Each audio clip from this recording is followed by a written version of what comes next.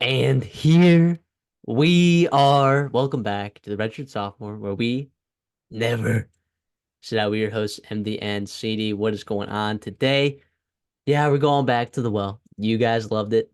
All right, so we're back with best position groups in college football. Now, is this a ranking? No, we just picked out a set of 8 of them that we're going to talk about that happen to be some of the better position groups in college football.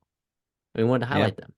So I'm super pumped for this. Make sure if you guys like the content, like the video, it's a simple rule that we have here. Subscribe. Wow. I mean, channel's been growing like crazy. We thank you guys so much for that. Also comment like, are there other position groups that we're missing? I know some of y'all commented in some of the other videos and we tried to add some of those. Uh, we didn't add all of them. Uh, those are possibly for a part 3. If you guys really like this a lot, we will be coming out with a part 3.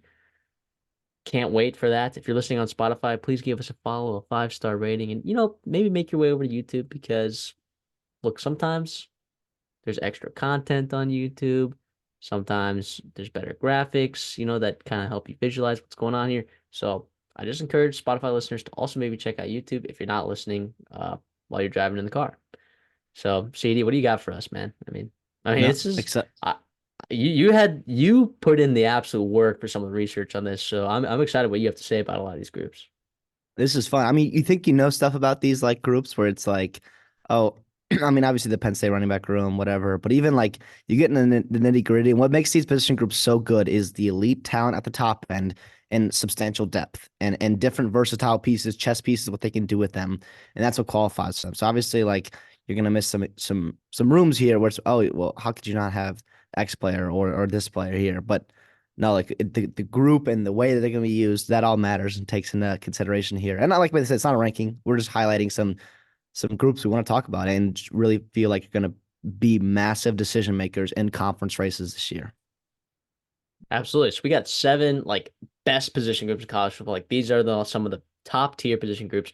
We have one sneaky one that we think could be on the upper end of in the upper echelon of college football in terms of their position group relative to other position groups across the country. But we'll leave that up to you guys whether you agree with us or not. So let us know in the comments if you agree with what we're saying. If we missed some guys on some of these rosters, uh, maybe what are some beat writers saying? What have the coaches said in some of these interviews that we've missed?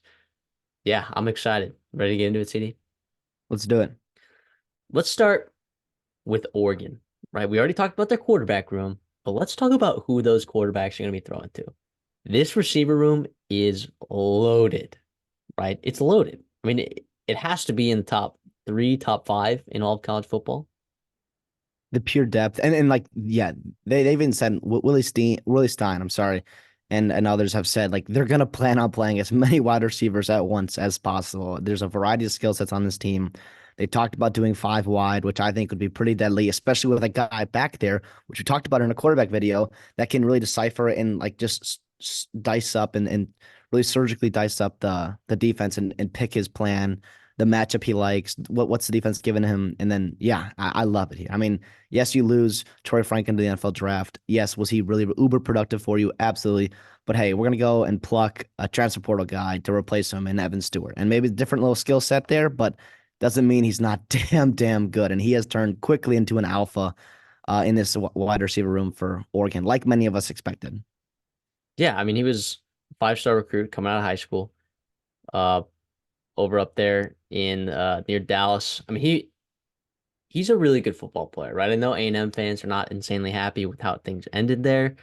Was he injured? Was he not injured? Was he just waiting for his NIL contracts to expire before he entered the transfer portal? Whatever the case, it doesn't matter. If anything, Evan Stewart is trying to put himself in the best possible position to succeed with his skill set, and I don't think he made a bad choice. So I do not think he made a bad choice at all. So I'm excited for him. He's a little bit on the smaller end, like 5'11", maybe, like 180 If some that, pounds, like and some change, maybe. But his athleticism is freakish, right? Like he has made some absolutely acrobatic catches in his time. He's also insanely fast. If you remember his freshman year, squaring off against Terrion Arnold.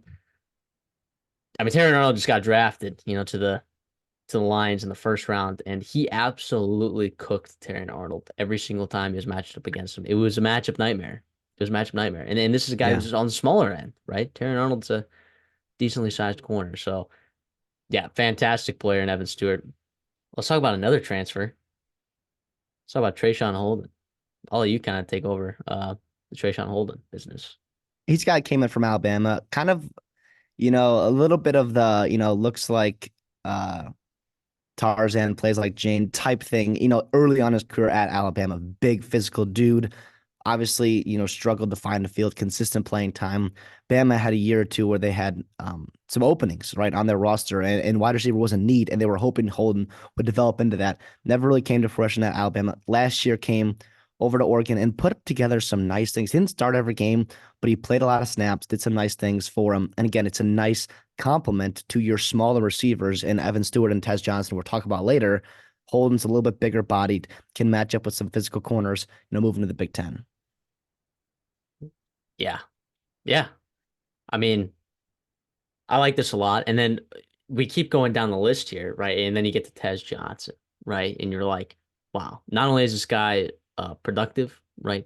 Like with the ball in his hands, he is so explosive, right? And that's what you love with Troy Franklin, right? Troy Franklin, yeah, he was a burner too, and like on that, he was a deep threat, but once Troy Franklin had the ball in his hands too, like it was pretty dangerous, like especially when he was like at the second level and like had a chance to when he saw an open field, like he was absolutely burning, right? Tez Johnson is the same way. Uh, Absolutely nuts. I see you have written down here as a junior, he averaged 3.45 yards per route run. That is nuts. That is Malik Neighbors, nuts. that's him and Malik Neighbors, which is just crazy. And Neighbors is 6 overall pick and probably should have won the Blitnikoff.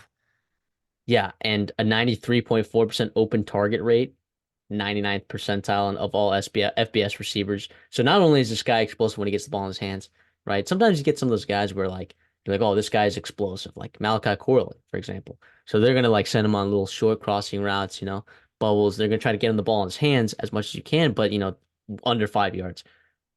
Tez Johnson's getting open too, man. It's not that he's just explosive with the ball in his hands, he's getting open. So that's nuts. And when you pair that with the quarterbacks that they got in there, Dylan Gabriel, who I would say is a pretty accurate quarterback, especially uh, medium to short range.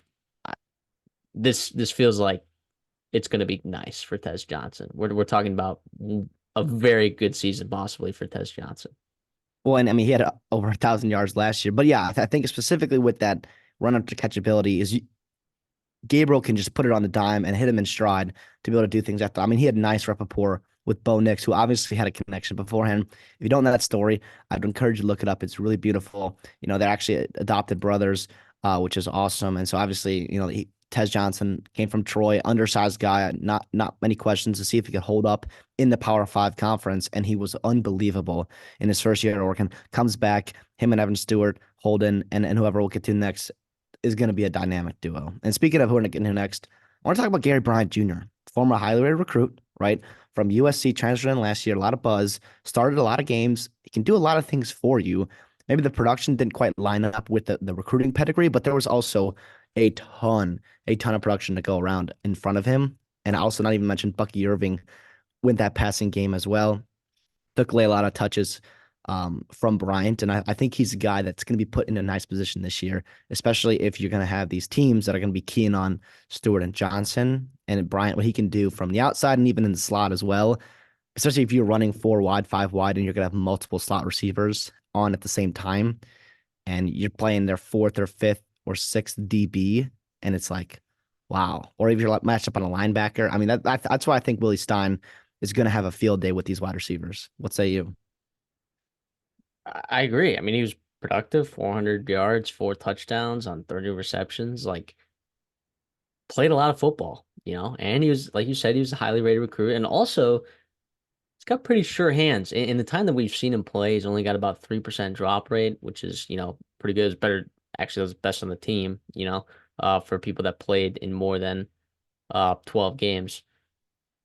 So, I mean, look, he has a chance to be a really good player. And if he's not a starter on this team, right, because we already talked about three pretty dang solid receivers, like he will add value to this team in one way or another. I believe that thoroughly.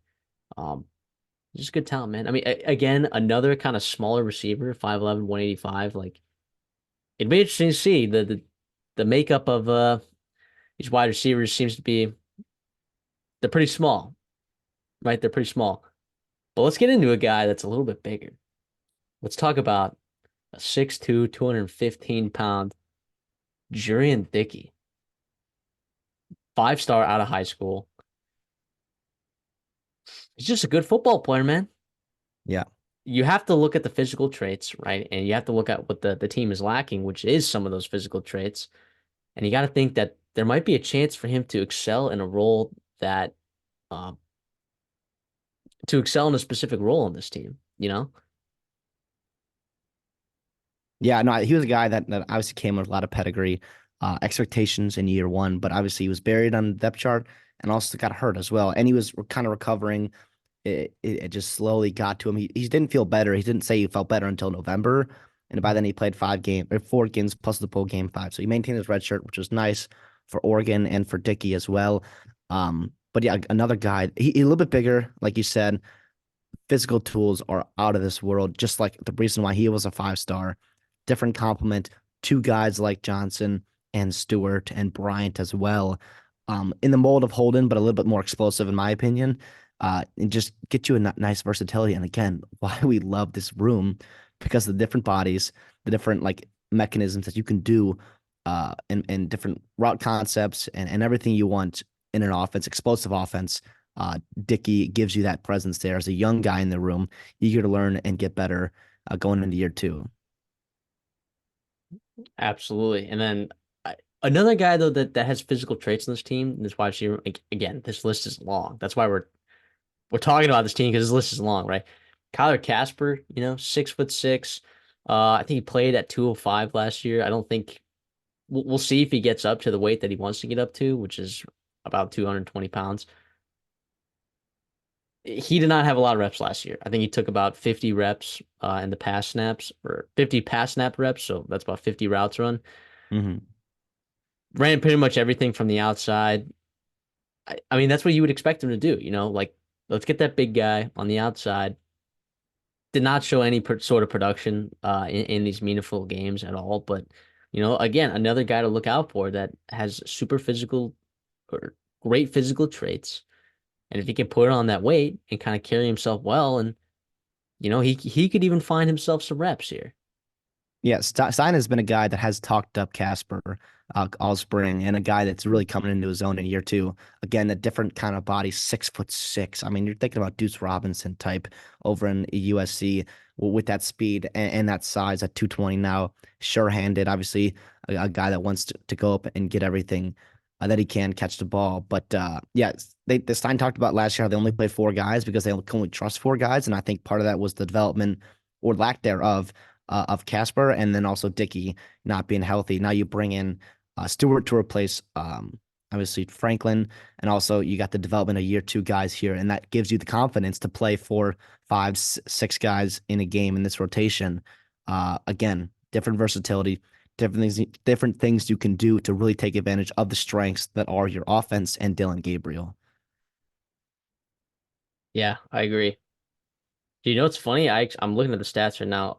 Uh, Going back to Gary Bryant Jr. He actually played more snaps, pass snaps than Trayshawn Holden. Yeah, he You can started. believe He that. technically started like 12 games last year, and so he played a lot. But I don't think I think a little bit more. I think he's a little bit redundant in terms of what Tez Johnson did. So I think part of it's like Tez Johnson kind of took over that role, and I think with the new offense coming in this year, not new offense, but just maybe a little bit openness to spread the ball around and get all these receivers on the field at once. I think Bryant's going to be able to take a step forward. Yeah, man. The point is that this group is pretty outstanding. It's pretty outstanding. I would expect big things. And if you're gonna have a room full of quarterbacks, right, you gotta have a room full of receivers they can throw to, and this is certainly a very solid room that they can throw to. Let's move on. Let's talk about Penn State. What position are we gonna talk about? Let's talk about their running back room. Yeah, you could probably guess that we're gonna talk about this at some point.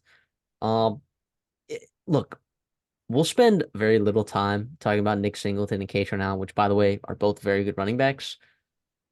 I happen to be of the opinion that Katron Allen might be a little bit better than Nick Singleton. I know that not everyone agrees with that, that it might be a hot take, but either way, you have two very elite running backs, possibly third and fourth best running backs in the Big Ten, maybe fifth and sixth best running backs in the Big Ten, somewhere around Yeah, there. But either way, either way, it's you they're elite. can't really complain with that. Yeah, no, they're elite, and the Big Ten is going to have probably the best running backs in the country of any conference, if I had to guess. Right now, I would. I mean, you got The two Ohio Travion, State, two Donovan Ohio State, Edwards, Donovan Darius Edwards. Taylor, Yep, and that then kid from Iowa was pretty damn good as well. you got these two folks. So yeah, I mean, this is a solid group. But I wanted to highlight a particular guy, and I'll let you highlight someone as well. Quinn Martin Jr., the true Hmm. freshman. I mean, how much has James Franklin been talking this guy up in terms of like that running back three race that they got going on? Quinn Martin Jr., I think could definitely be a guy. Of course, you got these other redshirt freshmen there that I'll let you talk about, but Quinn Martin, uh, he's got juice. All right. And James Franklin has said himself that he expects that Quinn Martin will explode. That's verbatim in this running back three race. And I believe it. I mean, he did pretty good in the spring game. He had 2 carries for 2 touchdowns. I mean, what else? What else can you ask for? So, that's this guy's an early enrollee. I mean, he's just a good football player, man, and that's what they like here. That's what they like. They like good running backs that are good football players. Hometown kid, I shouldn't say hometown, home state kid from Pennsylvania, 6'1", 194. He's got the size to play right away. Look, I think he's a dog, man. I think he's a dog. So yeah, that's my thoughts on Quinn Martin. But again, he might not even be the running back three because they got plenty of other guys in this room that could also step up. Yeah, I'm looking at redshirt freshman Cam Wallace here. I mean, 5'9", put on some weight, 200 pounds now. He's a guy in high school that did a lot of things for their team, which is nice to see. But obviously, learning the position of running back takes a little time. He didn't really do like full time running back until his senior year of high school, and even then, he was playing defense as well, returning kickoffs. I mean, shows you the versatility and athleticism that he does have. Was also pretty good in the track as well. I mean, he ran a sub 11, which is what you love to see at the running back position. Um, yeah, I mean, in high school, he played running back, slot receiver, quarterback, corner. I mean, everything you want. Obviously, like I said, the athleticism shows there.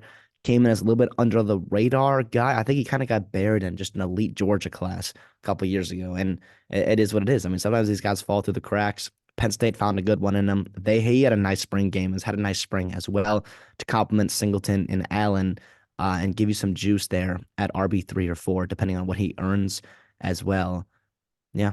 Real quick, I do want to mention that Singleton and Allen, just because we had to talk about them if we're going to do this video, because they are obviously the main reasons why they're on this list, because we talked about star power at the top end, but also nice depth as well, with Wallace and Martin providing that. But Singleton and Allen, they're a nice complementary piece to each other. Singleton a little bit more home run hitting, Cajun Allen more grinded out. That's why I think Matthew and I are in agreement here that Allen's a little bit more, I don't want to say valuable, but just a pure runner. I think a little bit better than Singleton. Where Singleton has the upside to break one anytime he wants, to just go 60, 70 yards to a touchdown, The which is obviously, receiving yeah. upside from Nick Singleton also as well. So I think if you're looking for NFL draft hype and all that kind of stuff, it's probably going to be Singleton just because of that upside there. But Allen, in terms of college football production, and this year in 2024 for Penn State, the new offensive coordinator coming over, I mean, Allen's a guy got circled. Obviously, he had 100 more yards, 150 more yards than Singleton on same amount of carries. So pretty impressive. Yeah, I'm of the belief too. Like, I don't think Katron Allen and Nick Singleton are there yet. When it comes to pass pro. Uh, I was shocked that they didn't use Trey Potts more in that role, kind of on that third down. Hey, you're in max protection, third and long. Like, I don't know. I guess it's like having the threat out of the backfield is kind of nice, but like one of these running backs can step up and be physical in pass pro. Like they might be able to find themselves some more snaps than we might have thought. Because you would think like you got these two unbelievable running backs, they might just be the guys from here on out, like taking almost every single snap like they did last year. But if you have a guy that can step up and absolutely stick a linebacker there that's blitzing, I mean, you might have a guy that provides value in something that you didn't think you had value in before. But of course, like this is all reliant on Nick Singleton or Katrin Allen not developing in pass pro, which, going in their junior seasons, I would imagine that they have some sort of development there. They're strong kids. Like I would expect them uh, to keep growing, and gain that confidence in pass pro. So, but it's just a thought. It's just a thought. It's just a thought. Any other guys in this room that you wanted to highlight? Yeah, I mean, I'll throw a couple out there. London Montgomery as well, another redshirt freshman, a guy that's battling right there with Wallace and Martin for that RB3 spot. In terms of 2025 and beyond that, Corey Smith's the guy I look at. He was the guy I really liked out of high school from the state of Wisconsin, top three player there. Penn State went out and got him over Minnesota, Wisconsin, and others. And yeah, he's got some really nice juice as well. Track guy in high school, as a junior, ran about 11:10, which is pretty darn good. Yeah, this is also a long jumper. You see the athleticism there. A guy that I'm going to bet on in the future of this room. Obviously, a lot of talent above him to climb over, and if he does, great. But I think he's another guy with depth and future of this room. Once Allen and Singleton eventually do go pro, Smith and the others are going to come up and be some really nice pieces for them, and a long line of just really good running backs that Penn State's had now. Yeah, yeah. This room is pretty loaded, man. This room is pretty loaded. So that's why we're gonna highlight it, obviously. I mean, because again, what is the criteria here? You got elite talent at the top end, but also some depth that we like in the back end. This Penn State running back room is solid. Let's move on. Let's talk about Michigan's defensive line group. Holy freaking cow. I mean, dude, this thing is loaded. We thought it was loaded last year. Sure, they lose Chris Jenkins. I don't care. I don't care. Look at it in the interior. All right. Let's talk about Kenneth Grant and Mason Graham. Well, I'll let you give the rundown on those two folks. Yeah, I mean, they're just two physical freaks. Obviously, monsters. Grant, you've seen, the highlight reel of him running down the Penn State running back. You've seen Mason Graham do some crazy things on a football field. I mean, Graham's got beautiful first step, good against the run, athletic enough to move with the wide zone running, and can fight a lot off blocks horizontally as well as vertically. Another guy that's one of the highest graded returning interior defensive linemen, him and Kenny Grant are just a dynamic duo. And obviously, yes, Chris Jenkins is off the NFL in the interior. Yes, you've got a couple of McGregor and Harrell that are gone as well. But I mean, these guys are still about as good as it gets. And the reason why there is hope in year one for Sharon Moore and after they lose everything is because they're still pretty deep in the trenches there defensively. And that's crazy. They lose their D line coach, right? But you bring in Lou Esposito, who, by the way, I'm really, really high. And he was defense coordinator at Western Michigan. And why do I know Western Michigan from the NFL draft and from D line? I mean, look at Braden Fisk and Marshawn Nealon, two players that were top 60 picks in his previous draft class from Western Michigan. Now, obviously, Fisk went over to Florida State and did his thing there, but obviously developed and recruited in part by Esposito. So I love that. And he also mentioned the idea to rotate and keep fresh Grant and Graham because you know how much attention that those guys are going to get from opposing offensive coordinators and offensive line schemes. You got Rashad Benny, who came in last year, who was hurt this spring. Obviously, I know that, but he should be back for fall camp. Cam Brandt, year two player, they're pretty darn high on as well, just to give you options there in that interior defensive line. Yeah, I mean, look, between Kenneth Grant and Mason Graham, they had 9 sacks. That's pretty productive. Byron Murphy and T'Vondre Sweat, I believe, had 8. Is what I think it is. This is what I think it was. So you get another year of absolutely nutty production from those two. Now, are there some things that T'Vondre Sweat and Byron Murphy do better than Mason Graham and Kenneth Grant? Yeah, sure. But dude, another year of those two guys, it's gonna be bonkers. And like what's crazy though is that in the interior, right? Like Byron Murphy and T'Vondre Sweat, their pressure numbers were crazy, right? But Mason Graham and Kenneth Grant, they got plenty of pressures on the quarterback, but they brought him home. And that's a testament to the speed of some of these guys. I mean, Kenneth Grant, I mean, I'll put this highlight up here to like chasing down, was it Nick Singleton or Katrin Allen? I mean, bonkers, bonkers athleticism from these guys up front. I mean, I believe that those guys are absolute cornerstones for this team moving forward. And like when you have elite interior defensive line, like it just makes the rest of your defense, it makes it so much easier to play defense. When you have an Yeah, unbelievable 1 and 3 tech like that, it makes it so much easier. your linebackers, you don't have to blitz quite as much. Although I mean, we know that Wink Martin still will blitz. Like that won't even matter. But again, also, I do think that especially like in the Big Ten and a year where there are not a ton of elite quarterbacks, where you look around college football and there is not a ton, in my opinion. A lot of these guys are there's six of them went in the first 12 picks of this NFL draft, and I do think you're gonna look at like interior pressure is so frustrating, especially if you are not an elite quarterback with either the elite trait to sense that pressure and get out of it or throw into it, right? But also have the athleticism to be able to escape it as well. I mean, that's such a pain in the rump to deal with is you're constantly having your interior lineman pushed up against you is brutal. But also I do want to return back to your production aspect where Grant and Graham got home a little bit more than Sweat and Murphy did over down in Texas. But part of that is due to Texas is, if anything, their weakness on their defense was their edge group. I mean, their secondary was not great, but their edge group on that D line was a really good D line, but their edge group maybe not the best pass rushers.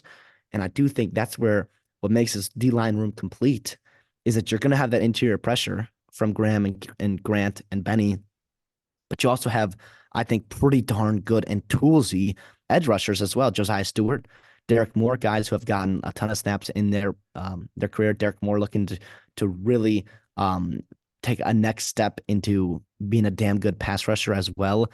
Stewart returning as well, and then Etta, a guy I want to highlight at 6'4", 292, who ran 11 300-yard dash out of high school, and he's a guy, second year dude, that's given them more versatility. And if you want to just have a screamer off the edge in a defense where Wink Martindale loves to do these kind of things, he could be a real valuable asset for Esposito and Wink Martindale for this defense.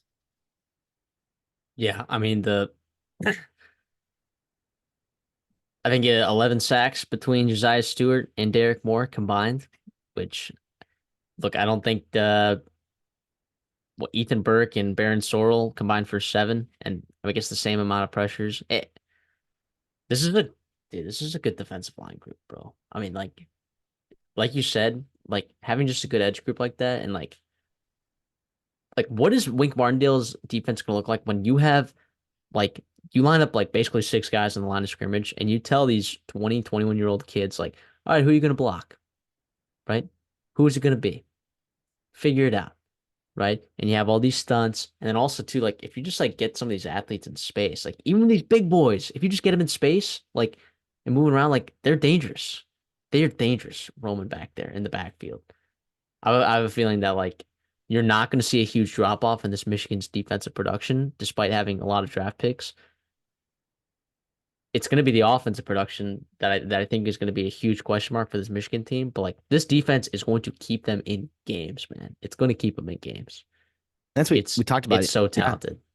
In year one with Sharon Moore, who has a ton to replace you, like you said, offensively, O line, quarterback, running back, receiver, like every tight end as well. Although I love Colson Loveland, but they have so much to focus on offensively. And Sharon Moore, an offensive guy in year one as a head coach, I think it gives them a ton of it's just a huge advantage, right? Knowing that your T line is going to be just loaded, and you got a veteran guy back there, Wink Martindale. But also, like we talked about when we entered this video, is like these position groups are going to determine conference races and other big time outcomes in college football in 2024.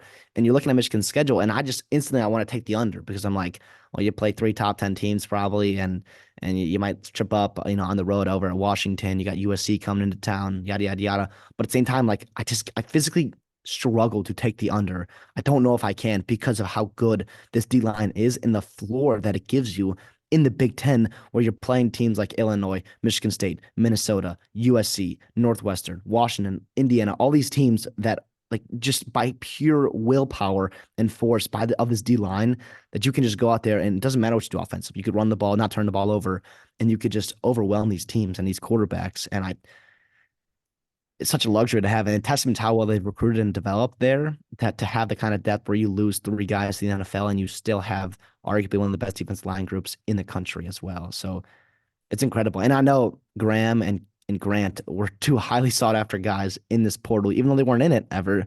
But I know they got had a lot of their agents or whoever their representatives were getting a lot of phone calls trying to get them down maybe the SEC, but they stayed and they want to do something here special year one and Sharon Moore. And I think Grant and Graham are going to be two special players in this first round of this next year's draft.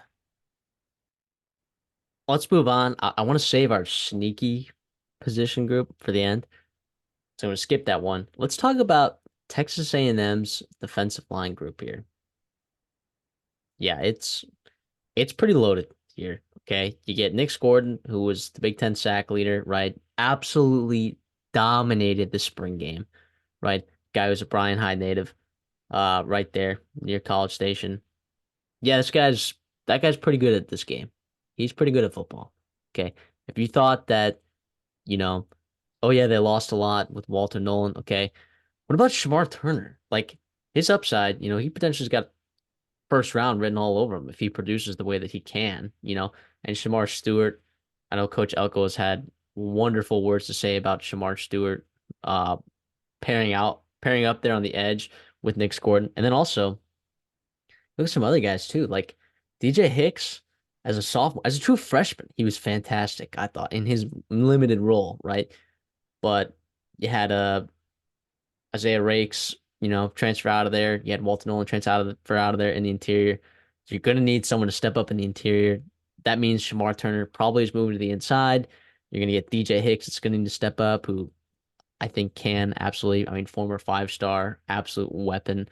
And then also like Gabriel Brown Lotindi, Albert Regis, like Samu Papa, Big Papa there. I think the interior, I think, is going to be just fine. It's the edges that I think are going to just absolutely take this defensive line to another level in terms of pass rush from that standpoint. Because you also got, I mean, Cassius Howell. Nick Gordon has already talked about in an interview after the spring game. He was asked, "Oh, who's the guy that's stepping up right now?" Cassius Howell is the guy. He's the guy that he said, no, that guy knows how to pass rush. He comes from Bowling Green. He was mega productive there in the MAC, and it's like, oh, is it gonna adjust? Whatever. I mean, if Nick Gordon is saying that this dude's balling out, I'm gonna take his word for it. So, and it's not even including guys like Malik Silla from Katy, who just continues to put on weight, continues former top 100 player and then also Anai White from Pennsylvania, the guy that I don't know, it was pretty scary. Thought he might go in the portal, but just blazing off the edge. You got your fastballs and you got your changeups and you got your curveballs on this defensive line. So I think it's pretty full. Like this whole entire squad, everyone has a role. Everyone is very talented.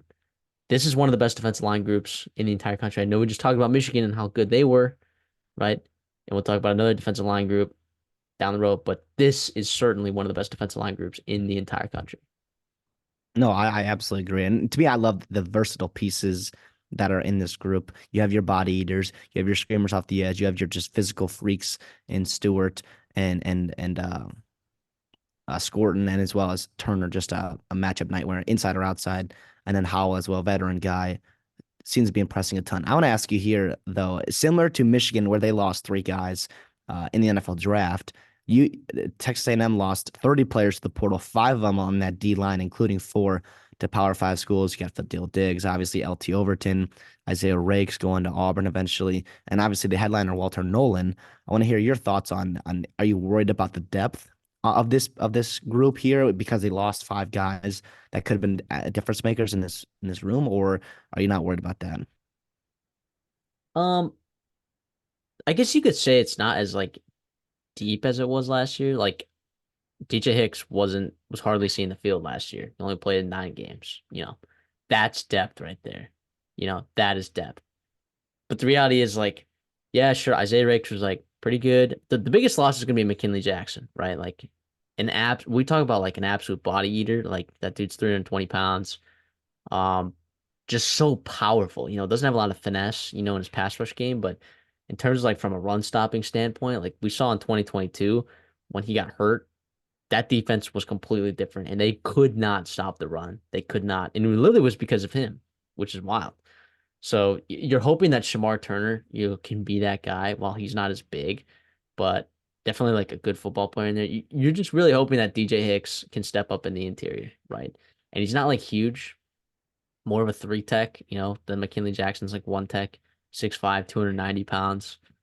Um, yeah, so it is going to be interesting. I don't know that you have the same exact body eater that you had before. I mean, Albert Regis is 6'2", 325. So yes, he's just not quite as powerful as McKinley Jackson, but Fadil Diggs is also a big loss because he was insanely productive, but I'm not worried because if you're replacing Fadil Diggs with Nick Gordon, I mean, it's an upgrade, Even though Fadil Diggs was fantastic,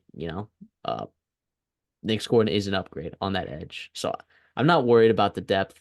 It just is interesting that interior defensive line, you don't have the same level of body eaters that you had in McKinley Jackson. And I guess even Isaiah Rakes was, I'd put him in that category, 6'2", 320 pounds. It'll be interesting to see what that interior defensive line looks like, especially with Shamar Turner moving to the interior. Now, Shamar Turner's like, he's close to 300 pounds. He's a big guy, but he's not exactly one tech. It's like, you don't have that No, big old nose guard. So it'll be interesting to see how that role gets filled out, or if they just go small, and just go small and fast and, rely on these linebackers, which you have a good one in Torian York, but you lose Ezra and Cooper to the draft. So it'll be really interesting to see how well this Aggie team defends the run this upcoming year because they did a fantastic job of it last year, certainly.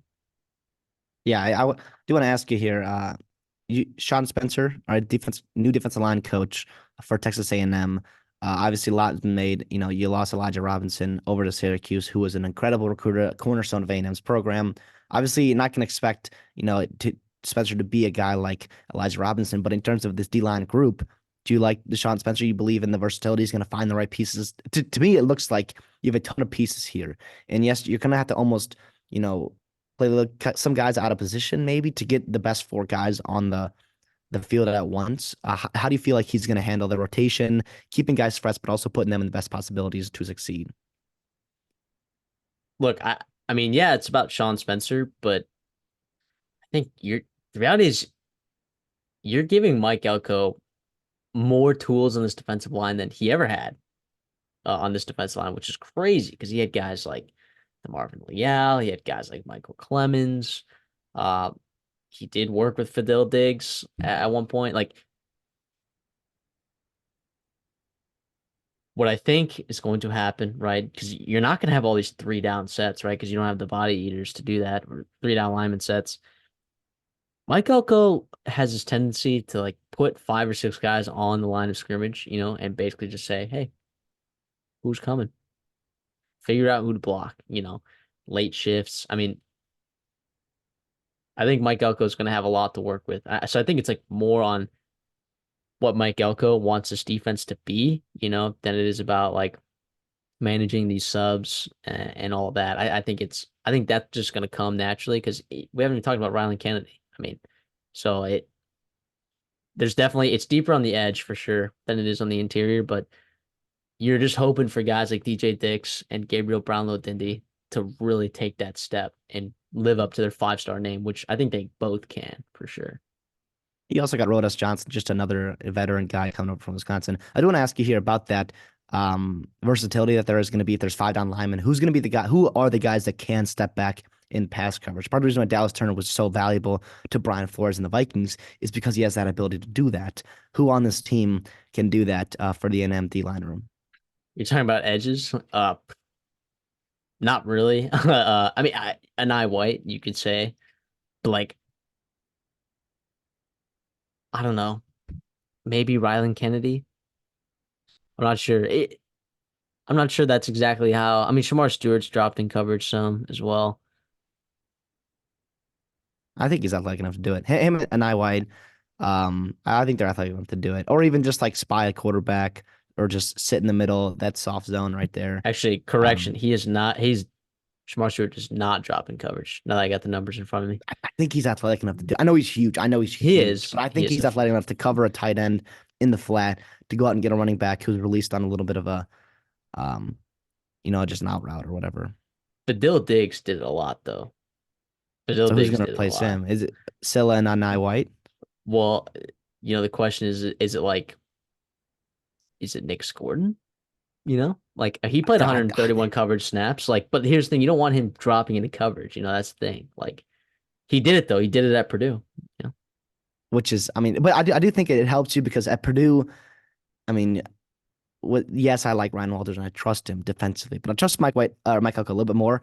But like Purdue, you didn't have other bodies in that room that can really get after the pass rusher, and they still drop them in coverage. With Gordon, I think, yes, I do want him rushing the passer as much as he can, but you've got guys like Turner and Stewart and Howell and Hicks and Nye White out the like you've got other pieces there where if you choose to and everyone's sliding over to Gordon. We're gonna chip him and we're gonna slide over to him and you drop him back into coverage. That creates a huge mismatch on the backside there that the running back, that the quarterback is not accounting for, and all of a sudden you get maybe a free rusher on the backside there, which is pretty exciting. I do want to ask you this here. I want to just give some superlatives about this D-line room. I know this video is going a little bit long, but I hope you guys enjoy this content. Like and subscribe if you guys are A&M fans or just college football fans in general. Superlatives, best pass rusher in this group, pure pass rusher. Who leads the team in sacks? Or I guess, Uh, yeah, who leads the team in sacks? it's Nick Gordon, man. It absolutely Okay. is You think he's 100%. both? You think he's both? He's going to lead the team in sacks and also just the best pure pass rusher on this roster. I think so, man. I think like watching him in person, he is that good, man. He is that good. Honorable mention to Turner and Stewart. Yeah, I mean Turner, like you moving him inside, I think that hinders his ability to get to the quarterback a little bit. I mean he did have 5 sacks last year, but it was because he was playing on the edge more. You know, um, Shamar Stewart. I mean he only got home twice last year, but uh, he had 26 pressures. I mean, like he's a good player. He's got the tools. He looked really good in the spring game as well. It could be Stewart. That'd be, I think, in my order because in my order, I think it's got to be because I mean I remember like listening to interviews of, like Chase Basantis and they were like, "Oh, who's the hardest player to block?" Right? And he was like, "Oh, it's Shamar Turner, like 1,000%." Now he didn't have to block McKinley Jackson because he was playing tackle at that point, but yeah. So for me, it's Nick Gordon, Shamar Turner, Shamar Stewart. Yeah, I love that. And how about who's best against the run? Oh, well, I hope it's man. I hope it's Gabriel Brownlow Dindy is what I hope it is. So I'm just gonna say that and just hope that that's the case. But I'm not sure that it's gonna be. I mean, uh, yeah, or it's I mean, maybe DJ Hicks. I'll go with DJ Hicks. I'll go with Yeah, DJ I Hicks. like two young guys, two sophomores. Didn't have that redshirt year as well, but It's more yeah, it's more hopeful than it is fact. It's May right now. We're projecting to the fall. Lastly, here, I know we talked about a bunch of names. Obviously, Nick Gordon, a guy everyone's got on the radar. If you don't, obviously, you've seen him in first round mocks. Go look at the transfer portal rankings and see how highly thought of he is in the national media. What's one other name that A&M fans, that college football fans, SEC fans have to How about Notre Dame? Notre Dame fans have to know this name or are going to know this name in game one there in early September. I guess I'll kind of give you a little bit of a sleeper. I'll give you Malik Silla. I mean, this guy Yeah. is tall, he is long, he's fast. He's coming off the edge at 6'6", about 250, 245 pounds. Uh, this dude is getting better and better every single year. So like it's just a matter of like when is this dude going to pop off the page? I have a feeling it's going to be this year. You will see him on third down packages. What I'm excited for though is third down package where you move Nick Gordon in the interior, and then you have Malik Silla on the outside there with Shamar Stewart. That's going to be a nasty third down package because you got the four So down. You got scary. Shamar Stewart, you got Nick Gordon in the interior, which because Nick Gordon can play interior, by the way, he can do that. Uh, and then you got Malik Silla or Anai White, and then Shamar Stewart coming off the edge. Yes, the Siddle is the name I love here. I think he's a guy from Katy, Texas, a guy that was hurt in high school and was Yep. already raw as it was. A guy that kind of got underlooked in that 2022 class of everyone because he was like the seventh best defense lineman he signed. He was still a top 65 player nationally. which is just crazy in that group. He's a guy I think that went under the radar, and I love that you brought him up here. Sounds like he put on some weight, and obviously refining those tools. Again, he's Yeah, also another guy where if it's just one on one with a tackle, or even just maybe some slow right tackle, I mean, he can just bend at just speed rush finesse his way out to the quarterback and just be a yeah. nightmare this year for opposing N- teams. 9 pressures and 80 snaps. I mean, those are pretty good numbers. But like, if that increases at all, like that pressure percentage, like he's just fast, man, and long. Like it'll be really interesting, man, to see where he's at this year. So that's a name I'd say college football fans should like watch out for. He might not be the starter on downs 1 and 2, but on third down, you're gonna look for 92, and he might be getting home to the quarterback more than your team would like him to. I love it. All right, let's move on. Let's stay in the SEC. Said D line. Let's go offensive line. Yeah, we just talked about Texas A&M defensive line. LSU's offensive line will be facing against this Texas A&M defensive line. It'll be really interesting. You got two elite tackles, Will Campbell, Emory Jones. You're looking at mock drafts right now, and this is obviously subject to change, but two guys that have first round potential, right? In terms of the NFL projection on these guys. Will Campbell started as a true freshman. Emory Jones, he started as a true freshman as well. Yeah. So, I mean, two guys that exceeded expectations as true freshmen are now in their third year starting, right? And then also, it's not just the tackles either. Like you look at Miles Frazier, who was a tackle when he played at FIU, was one of the best transfers from 2 years ago. Not this cycle, but the cycle before. He comes into LSU. They shift him down to guard. And I mean, he was fantastic for them, I thought, last year. Now it was a high flying offense, and you know, not a lot of sacks are given up to Jaden Daniels back there because he's just really good at avoiding sacks. But Miles Frazier is a player that you do need to watch out for. So it's not like he's not a bum by any means, you know. No, not at all. And I'll throw in two other names here, obviously, to round up the O line. Garrett Dellinger playing guard as well. 23 starts under his belt, very productive last year. Again, like Matthew said, very good O line a year ago that returns four of their five pieces. And that missing piece off the NFL was their center and DJ Chester. It's been very nice reviews, early positive signs out of camp there. Was a highly ranked player just a year ago in the 2023 high school class. He's going to be playing center for them as a redshirt freshman. Sounds like he's very mature, obviously physically, but also mentally to have the fortitude to play center in the SEC. And it helps having two bookend tackles that are NFL guys. It helps having two very experienced guys to left and right of you in the interior as well. But it's not easy. It's not easy to be thrown in the fire there. And there's some good players. And he kind of had the opportunity to go up against some really good interior defensive linemen, Mason Smith and Mekhi Wingo a year ago. So it helps obviously with that development.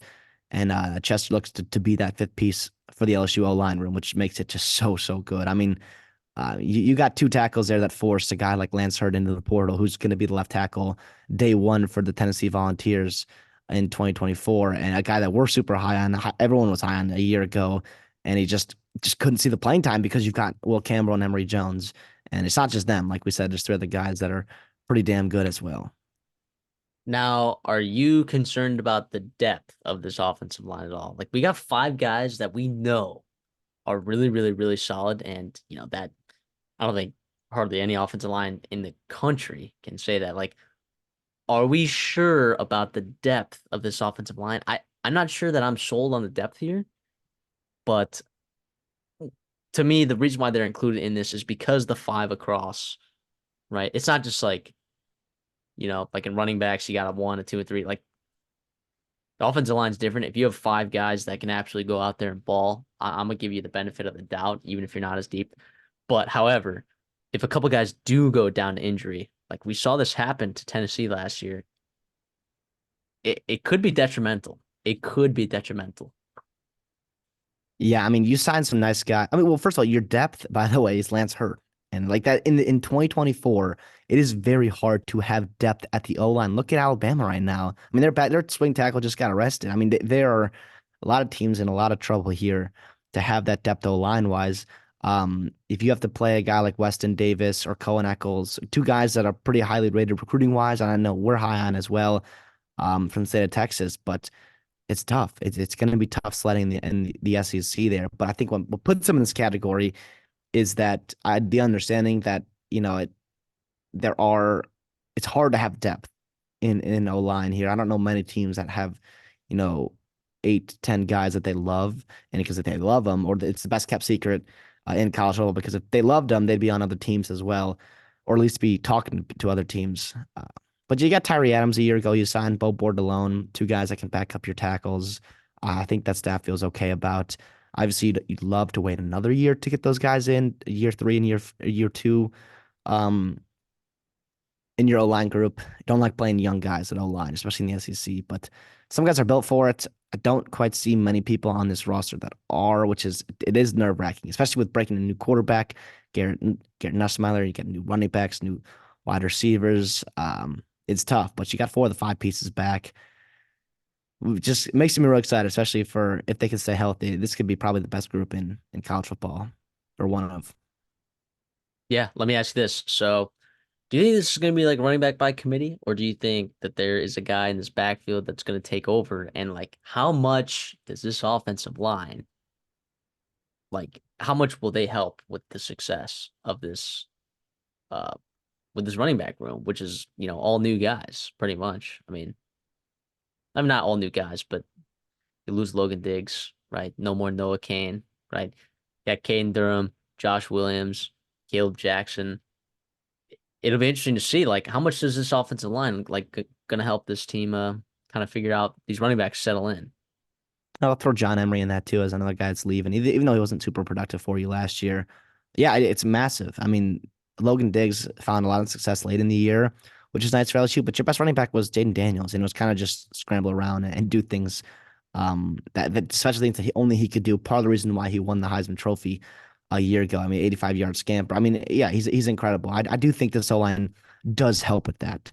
Absolutely breaking in Josh Williams to be that more feature back. Maybe Caden Durham is ready to play as a true freshman. Caleb Jackson a year ago as well, who had averaged 5 yards per carry. I think there's pieces in this room, but I think it's going to help absolutely with this O line and trusting that they can trust their vision and their blocks, that the holes are going to be there, and you don't have to dance around and do some things, special things to make some plays in 2024.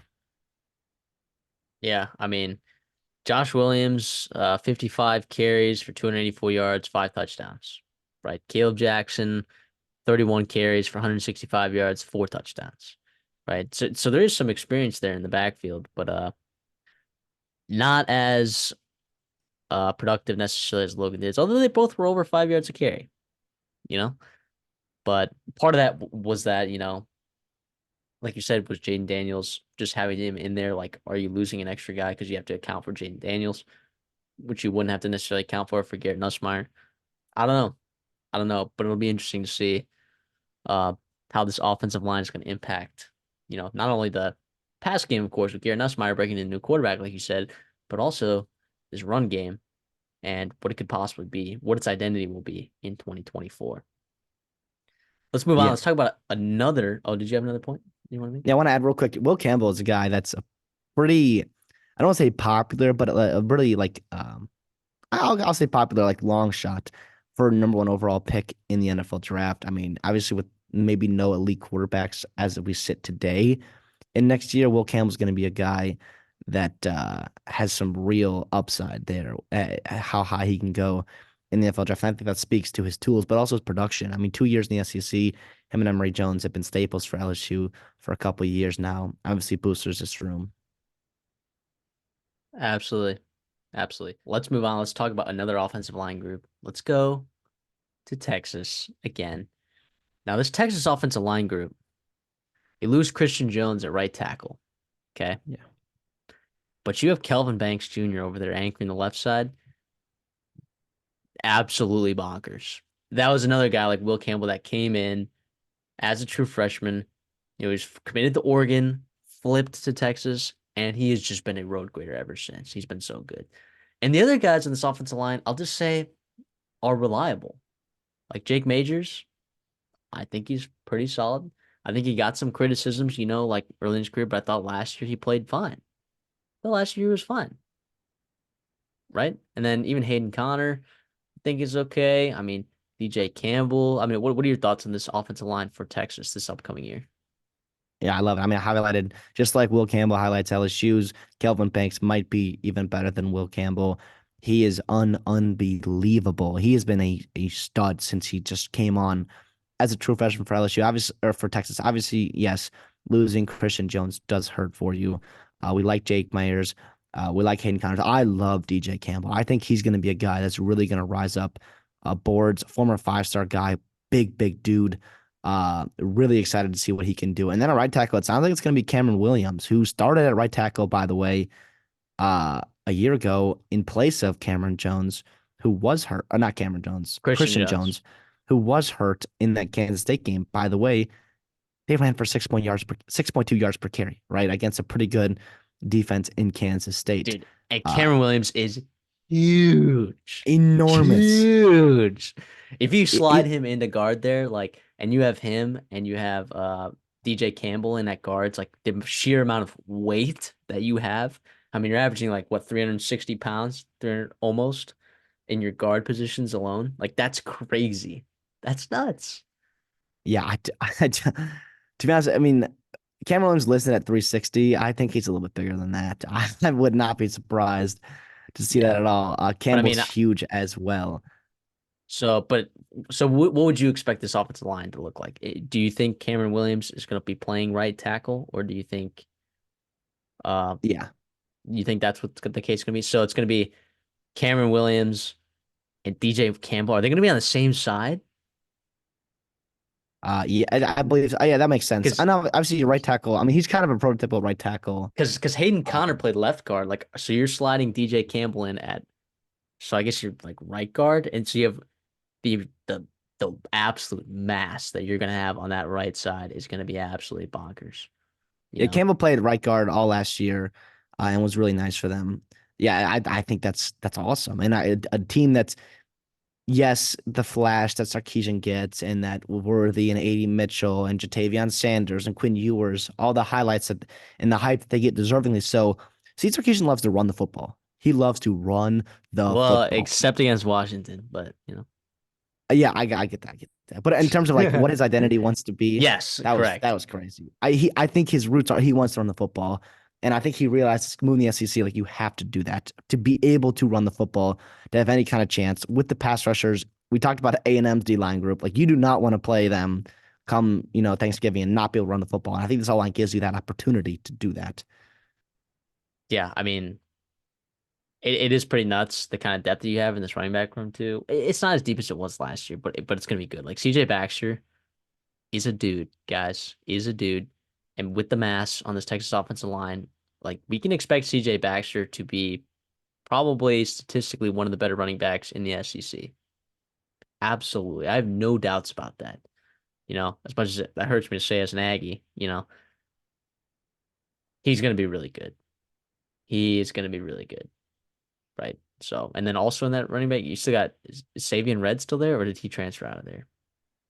Red is gone. It's Jaden Blue, the other Jaden the other Blue. Oh, color. yeah, who also averaged 6 yards a carry. I mean, just whatever, casually. I mean, yeah, sure, you lose Jonathan Brooks, but you were fine without him at the end of the season. You were fine. You were fine. So I do it want is going to be nuts. I want to throw in a little bit more, a little bit what gives Texas, I think, might give them the edge, especially if Cameron Williams does work out at right tackle. I think what gives them the edge is they've got Cole Hudson, a guy with experience who played a lot as a true freshman instead of DJ Campbell, who got hurt last spring and ended up having to, kind of part of the reason why he sat out, or why Campbell kind of thrust forward into that right guard position. But Hudson gives you versatility in that interior line with versatility and I'm sorry, experience as well, to give you that six offensive lineman that is going to be important because the line guys go down, guys get hurt, guys get banged up, or if you want to bring in a six O lineman for certain packages or whatnot. Um, I think it's really nice to have a piece like that still on your roster in 2024. Yeah. Yeah. I mean, like, we can expect this offense to be, do I dare say, we can expect it to be a top 20 offense, right? Do I dare say top 15 in the country? I think with a lot of people leaving quarterback wise, I think it's kind of wide open. I would not be surprised top 15 wise. Now, yes, you have to hit on all your transfers, or at least some of them at the wide receiver position. But I still like your depth with Jonte Cook, Ryan Wingo. But it's also about keeping Quinn Ewers upright and keep him healthy. Because last couple of years has not really been the case. And Malik Murphy's had to play last year. Obviously everyone remembers the Hudson Card experiment against Alabama 2 years ago. Quinn Ewers is a guy that has to stay upright for you to do some damage. Yes, Archie Manning flashed, all that stuff. I'm really excited to see what he can do in the future. But this is Quinn Ewers' team. The best chance to win a national title for Texas, which, by the way, is the expectation this year, or is a realistic goal, I would say. Maybe not the expectation, because who knows what the expectation is for anyone to win a national title, but to compete for one, absolutely. Quinn Ewers is your best chance to do that. Keeping him upright is of the utmost priority, and being able to run the football. And the part of keeping Quinn Ewers healthy is being able to run the football, not having to throw the ball 30, 40 times a game. You can throw the ball 27 times a game, 25 times a game. And the play action pass can be beautiful. The RPR game can be beautiful because of that successful and the powerful running game you have with the big boys up front. Part of the reason why, again, we talked about earlier in the show, we introed this. It was like teams and position groups that are going to influence college football races in conferences, in the playoffs, and all this stuff. Like Texas O line, do not get it mistaken. This is a massive group in the SEC and therefore after. Yeah, and listen to these teams that they got to play. Well, in terms of offensive line, defensive line matchups, Michigan, Georgia, and Texas A&M.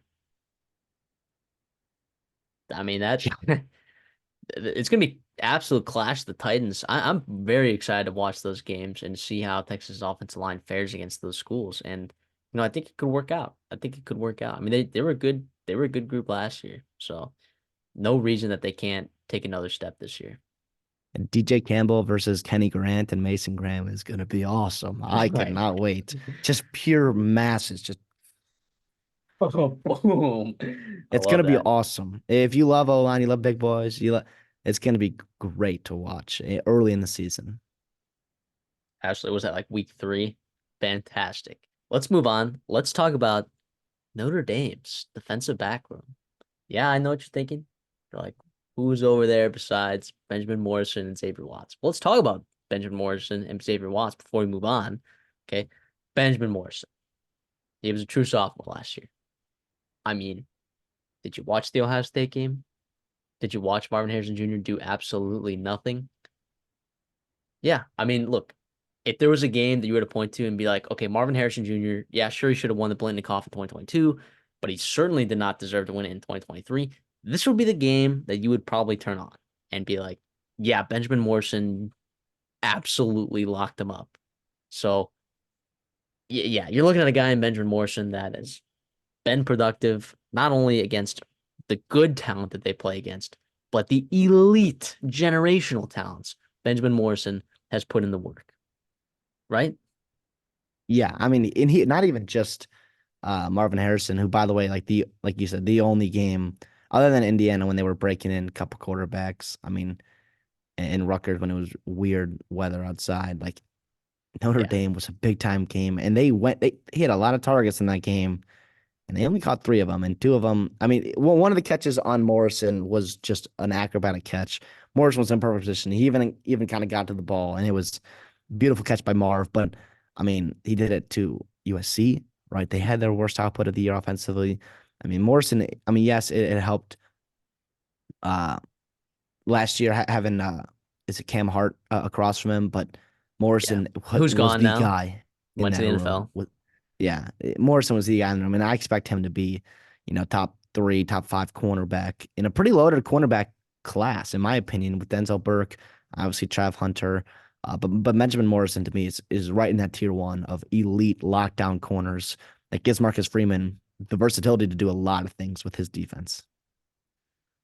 Yeah, absolutely. I mean, Benjamin Morrison, there was only one player. Well, I guess, yeah, actually two players that played more snaps on defense than Benjamin Morrison. And the guy who had the most snaps is back. His name is Xavier Watts. Literally won, what is it, the Nagurski? Bronco Nagurski Award? Or is that what he won? I can double check that. Yeah, Whatever Bronco that. Nagurski. Yeah. So Unanimous All American. Yeah. now Whether, he deserved it completely over some other guys, that's certainly up for debate. But the guy had 7 interceptions, 3 pass breakups. Um, I mean, what is this? 44 tackles at safety. I mean, played 708 snaps. Graded out very well on PFF. I mean, this is a good football player that had plenty of production, and he's back.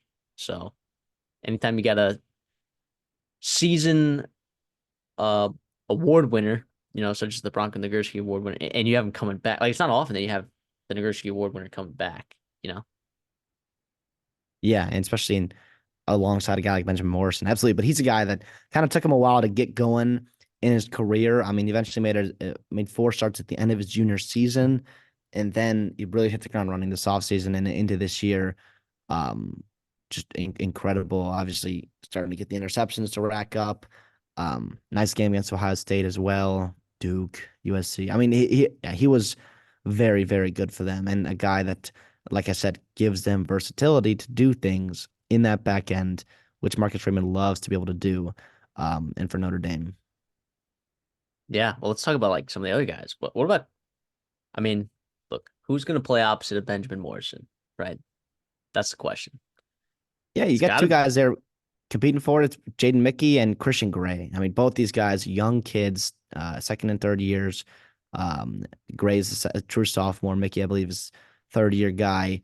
Very, very exciting potential for both of them. I think Gray is a little bit more higher upside and maybe a little bit more raw than Mickey is right now. But I think two guys in a room that they're pretty excited for it. I think they trust both of them to be able to play. It's more about who's going to earn more snaps, which I think is a good thing. It's not like you're trying to find someone to play that second cornerback spot.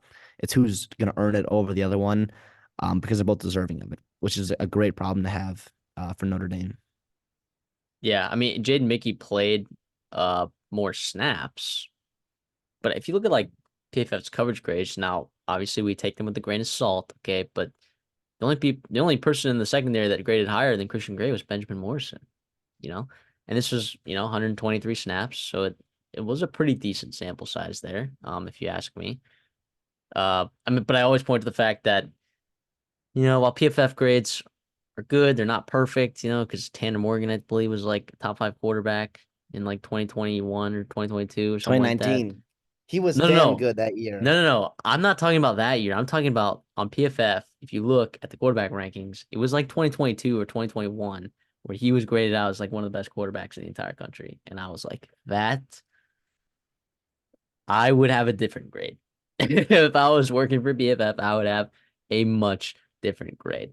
So, but yeah, I think Notre Dame would be happy with either Christian Gray or Jaden Mickey, and it benefits just playing opposite of Benjamin Morrison, right? Like you have this guy that can lock down one end of the field, and while Christian Gray, yeah, he's a true sophomore, maybe he's developing a little bit. Get him in there, get him his snaps. It might look weird at the beginning of the season, but he's played college football before. Now he's like he'll be fine. He will be fine. But let's talk about nickel. Anyway, real quick on those guys. I think you could see some kind of Terrion Arnold type of rise from these guys where like Morrison is just, I'm not even going to look at him. And that was the same thing with Clay McKinstry. And Arnold ended up being a better cornerback than McKinstry potentially. I'm not going to say that that's going to happen with Morrison because obviously very high on Morrison, but I think you're going to see a lot of opportunity to make some plays. That second cornerback is going to be a position that a lot of teams are going to focus in on, and Gray and Mickey are gonna have to come up to the test. I think they'll have help, obviously, over the top. They can be a little bit more aggressive and might lead to inflating some stats there. But I think you could see these guys that are maybe, national type question marks, like, oh, who's gonna replace Cam Hart? Who's gonna be opposite Benjamin Morrison? And they're gonna turn into a really good season. And that's part of the reason why they're in this list of best position groups. Yeah, let's talk about Jordan Clark. Good old Ryan Clark's kid, Jordan Clark, coming over from Arizona State. Look, I mean, I don't know that he was the best at Arizona State, but he played hurt. You know, it is what it is. He comes in, sounds like he's ready to go, and feels like Notre Dame in these recent years have put their nickel cornerbacks in a pretty good spot. So it could be just like a hey, maybe Jordan Clark is in a better situation right now, you know, and he'll be able to stand out a little bit. Yeah, I think that's part of it too. He's gonna be healthy, which is nice. And yeah, like you said, I mean, they do a really good job with their nickel and their back defense backs. It's really really nice. They're also just they're pretty damn. I mean, he's a smaller dude, but he's pretty physical. I mean, it's gonna. I think he can do some nice things for you. I think going to be one of those under the radar transfers where it's like, oh, who's this kid? I mean, oh, he's coming from Arizona State. I mean, they weren't that good last year, and he's going to be a really nice player for them. Like you said, spring reports have been pretty promising right away, and um, sounds good to see that he's back and healthy, because last year was pretty tough for him. But obviously, you got to credit a kid for playing through an injury when maybe it was in his best interest to sit out. But he obviously wanted to play for his team, and he gets that from Ryan Clark, obviously fierce competitor himself back in the day for LSU and in the NFL. Let's go to our last position group that we're going to talk about today. Do we want to classify it as sneaky, or are you going to go on a limb and call it one of the best in the country? Um, I here's the thing. I think it's one of the best. I do think nationally, like internally, I believe that they feel it is one of the best. And of course, I'm talking about Nebraska's defensive line group here. I think nationally it might be slept on in favor of some other guys. And there's no maybe like real alphas where it's like at Texas A&M you have Nick Gordon, and in Michigan you have obviously the two D line guys, Grant and Graham. I mean, but with Nebraska, it's a little bit more by committee and a little bit more just the pure depth and a more so maybe a projection that you're seeing to take a year two jump from a guy like Princewell Uman or Cameron Lenhart or Riley Van Poppel. But Ty Robinson's a guy, a lot of production, could have gone to the NFL draft, but he's back for more. Nash Hutchmatcher, we'll get into his story. He's an incredible guy. Stephon Thompson reunites with Tony White, is kind of reshaping his body and what he's doing defensively for them. And MJ Sherman, a guy, a nice transfer from Georgia a year ago, really, really solid depth, veteran versatility leader in that group that knows the championship pedigree. And even Jamari Butler looking to take another jump. Just a lot of production, a lot of snaps coming back in year two under this new regime here that I think they're pretty darn excited about. But yeah, we'll let you get started. Pick your ever player you want, and we'll go from there. All right, well, let's talk about Princewell Uman. He was a freshman last year, highly rated recruit. Brother of Yeah. Princely Uman, who's the Florida guy, transferred to Ole Miss. I mean, played pretty well last year for a true freshman. Oh, absolutely. I mean, he was a guy that you're reading the tea leaves, you're reading the practice reports. He was going to be a guy that was going to have to be relied upon for Nebraska in year one um, in the Big Ten, which maybe was not ideal in terms of what he could do. Maybe he was a little bit not physically limited, but maybe needed to put on some weight, adjust to college football. But he held his own. He was pretty damn good. Um, in his first year at Nebraska, graded out very well. The production was there at times as well. You saw 250 the snaps. flashes.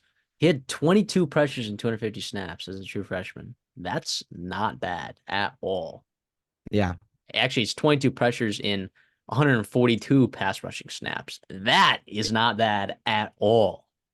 yeah. That's why I think. Yeah, I mean, it's tough because he's recovering from an injury this spring, so he's kind of been limited. So you were hoping maybe he could take spring and really refine his game, work on his body. But it sounds like he's recovering from injury, which obviously is going to put him back a little bit. But I'm still very high. We're both very high on him for year two.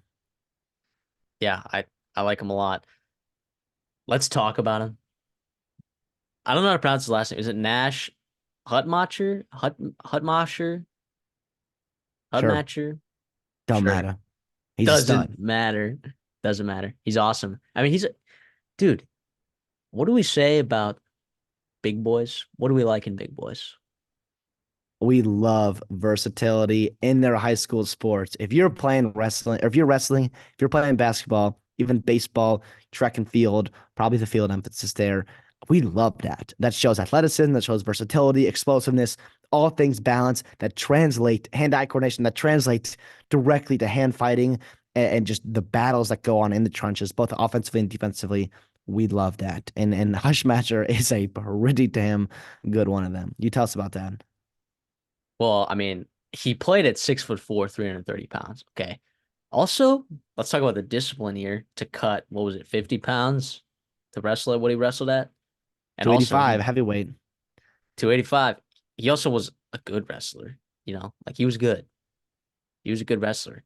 And just like he was also productive for them last year. And he's gonna be a leader, right?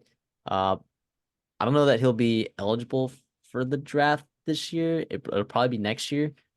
But dude, he's just a nasty individual, man. He's just a nasty individual. Like you get a guy that wrestles the way that he does, right? And we've seen guys have success on the defensive line in the Midwest, guys that have done both wrestling and played defensive line. Look, we'll see him we'll see what weight he ends up playing at. Like, is he going to be able to put on another 50 pounds before the season? Maybe not, but maybe that helps him, man. Maybe that helps him get off a little bit better. Maybe, maybe it's just more muscle that he's putting on. Maybe I don't know. I don't know what it's going to be, but he's just a really exciting player to talk about because we don't know what his body's going to look like come time for the season, and we don't know like how much because I believe because last year was his freshman He was year. a junior Did he last year. No, Hashmaster was a junior. He'll actually be a fifth year senior with the COVID year. So this is his last year of eligibility really? for Nebraska. Okay, I guess yeah, because okay, it says draft eligible year 2025, so meaning NFL draft of 2025. But he wasn't always a wrestler in Nebraska, right? He like came back to it, right? He Yeah, quit, came so in back to high it. school, he was the number one ranked heavyweight wrestler in the country. He was 166 and 0 in zero wrestling, undefeated, four straight state titles. Yes, don't tell me South Dakota. Sure, still really, really impressive. There's a reason he was the number one ranked. But he's taken a couple years off, and he came back, and he actually had a really good year. It wasn't quite eye pop. It was not 166 and 0. He did not go undefeated, but he made it to but the championships. He made it to nationals for wrestling, which is uber impressive. To take off a couple years, to not have the offseason to train, and to show up after taking a beating in Big 12 or in the Big 10 Big football Ten. season, and then put on lose 50 pounds and still be able to wrestle at a high level. It speaks to, like you said, the work ethic, the discipline, the athleticism, everything that we want in our defensive lineman. He's also a guy that has a ton of experience deep in football, right? He's played in what 36 games, right? So which is awesome. He started all games last year, comes back as a guy. Him and Ty Robinson are a really nice duo in the middle. Ty Robinson maybe 6'6", 310, so a little bit taller, but maybe not as big as what Hutchmaster played last year.